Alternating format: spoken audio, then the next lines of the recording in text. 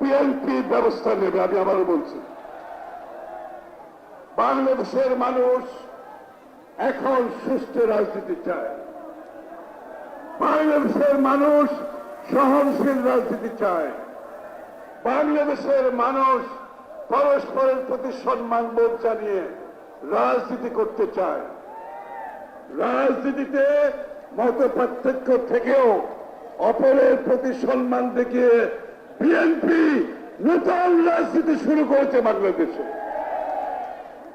আমাদের সকলকে সেটা ধারণ করতে হবে। বন্ধুগণ, এই চুপ করো, স্লোগান দিবে না। এই স্লোগান বন্ধ করো, বন্ধ করো, বন্ধ করো, বন্ধ করো স্লোগান। কয়বার বলবো স্লোগান বন্ধ করতে? বন্ধুগণ, আজকে 16 বৎসরের আন্দোলনের 17 বৎসরের আন্দোলনের সফলভাবে জনাব তারেক রহমানের নেতৃত্বে আমরা স্বৈরাচারকে বিদায় করতে পেরেছি। আমাদের বহু প্রাণের বিনিময়ে, বহু ত্যাগের বিনিময়ে আজকের এই জায়গায় বিএনপির নেতৃত্বে বাংলাদেশের জনগণকে নিয়ে, আমাদের সাথে অন্য দলগুলোকে সাথে নিয়ে, বাংলাদেশের মানুষকে সাথে নিয়ে আমরা সফলভাবে আবার গণযন্ত্রের হাইওয়েতে চলতে শিখেছি। এবং এই স্লোগান বন্ধ করতে বলছি না? এই ছেলেটাকে, এই স্লোগান বন্ধ করো। এটা কে? এই ছেলে, এই তোমাকে স্লোগান, এই বন্ধ করো।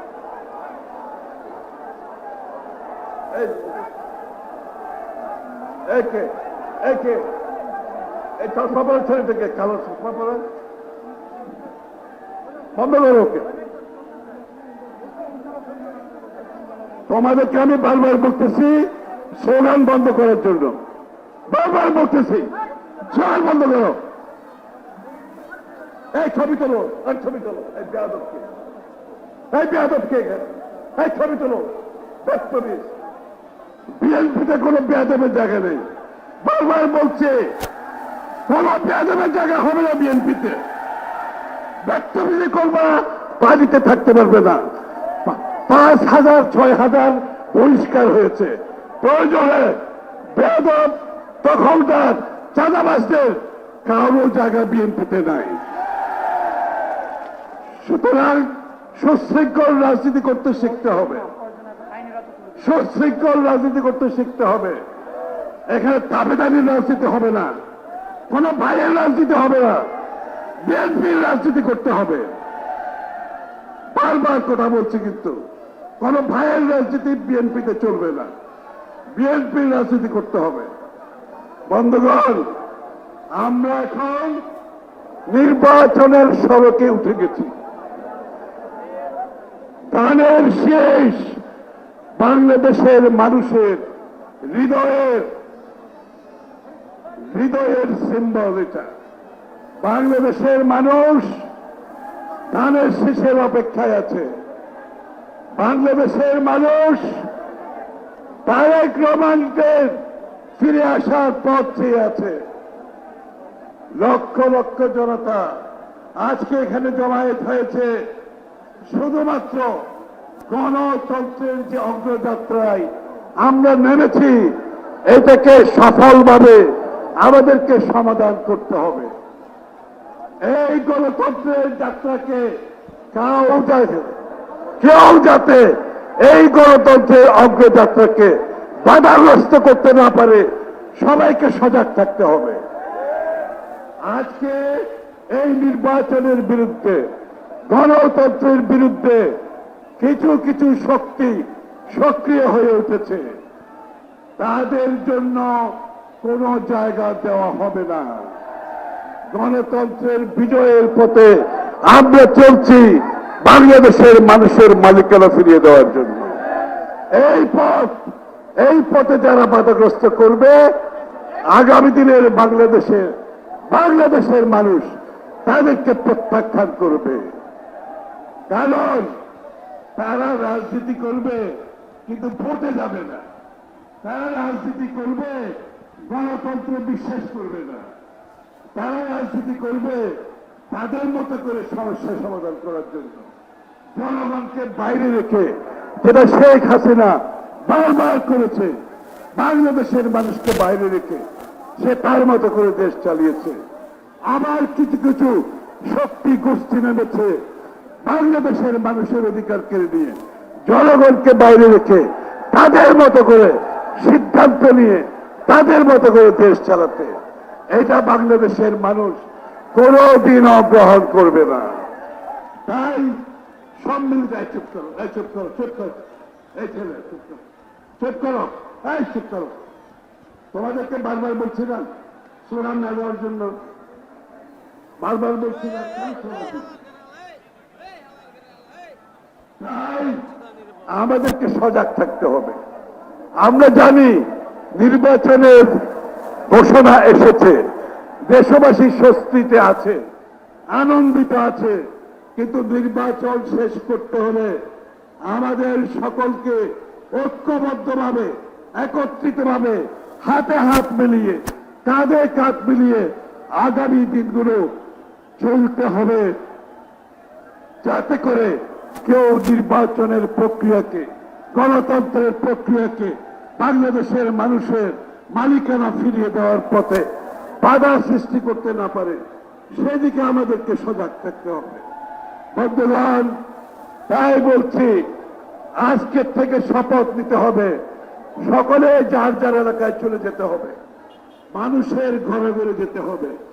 ধানের শীষের আগামী দিনের যে কর্মসূচি, ধানের শীষের আগামী দিনের যে রূপরেখা, বাংলাদেশের মানুষের সকল রাজনৈতিক, সাংবিধানিক, গণতান্ত্রিক অধিকার ফিরিয়ে দেওয়ার যে রূপরেখা বিএনপি তৈরি করেছে, বাংলাদেশের মানুষের ঘরে ঘরে পাঠিয়ে দিতে হবে।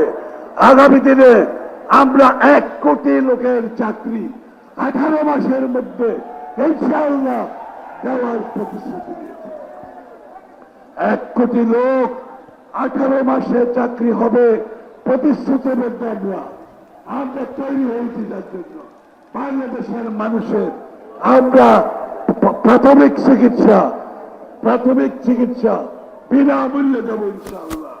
সকলের জন্য শিক্ষা দিতে হবে। বাংলাদেশের মানুষ আগামী দিনে দ্রব্যমূল্য কমিয়ে সাধারণ মানুষ যাতে স্বাভাবিক জীবনযাত্রা করতে পারে, সেটার শপথ আমরা নিয়েছি। বাংলাদেশের মানুষ আগামী দিনে যে গণতন্ত্রের পথে চলবে, উন্নয়নের পথে চলবে, সেজন্য সকলের জন্য আমাদের রাজনীতিতে যেভাবে গণতন্ত্রের পথে চলছি, আমাদের অর্থনীতিতে গণতন্ত্রায়ন করতে হবে। আমাদের অর্থনীতি সকলের দাবি পৌঁছাতে হবে। আমাদের অর্থনীতিতে সকলে সমানভাবে অংশগ্রহণ করতে হবে। এইটাই হচ্ছে বিএনপির আগামী দিনের কর্মসূচি। তাই এখান থেকে আপনারা যার যার এলাকায় গিয়ে ধানের শীষের এই খবরগুলো, আগামী দিনের ধানের শীষ তারেক রহমানের নেতৃত্বে যে নতুন বাংলাদেশের স্বপ্ন, সেই স্বপ্ন আপনাদেরকে দেখাতে হবে, জনগণের সামনে তুলে ধরতে হবে। আমি আর বক্তৃতা দীর্ঘায়িত করছি না। ইনশাআল্লাহ আজকে আমাদের বিশাল সফলতার জন্য, আজকের সফলতার জন্য সমস্ত কৃতিত্ব আপনাদের। আজকের সফলতার জন্য সব কৃতিত্ব আপনাদের ত্যাগের কারণে আমরা আজকে এই সফলতা লাভ করেছি, নির্বাচন পেয়েছি, গণতন্ত্রের পথে যাচ্ছি। আপনারা অনেক ত্যাগ স্বীকার করেছেন। আগামী দিন নির্বাচন হোক পর্যন্ত আরো ত্যাগ স্বীকার করতে হবে। ঠিক আছে, আরো ত্যাগ স্বীকার করতে হবে। চোখ কান খোলা রাখতে হবে। কারোর জন্য এই সমস্ত নির্বাচন বিরোধী, গণতন্ত্র বিরোধী শক্তিকে মাথায় রেখে সজাগ থাকতে হবে। জনগণকে সম্পৃক্ত করে, ঐক্যবদ্ধ করে, ধানের শীষের পক্ষে কাজ করে, ধানের শীষকে আগামী দিনে নির্বাচিত করে তারেক রহমানের নেতৃত্বে নতুন বাংলাদেশ গড়ার যে প্রত্যয় আমরা গ্রহণ করছি, সফলভাবে আমাদের সকলকে ঐক্যবদ্ধভাবে সেই কাজটা করতে হবে। সকলকে ধন্যবাদ। বাংলাদেশ জিন্দাবাদ।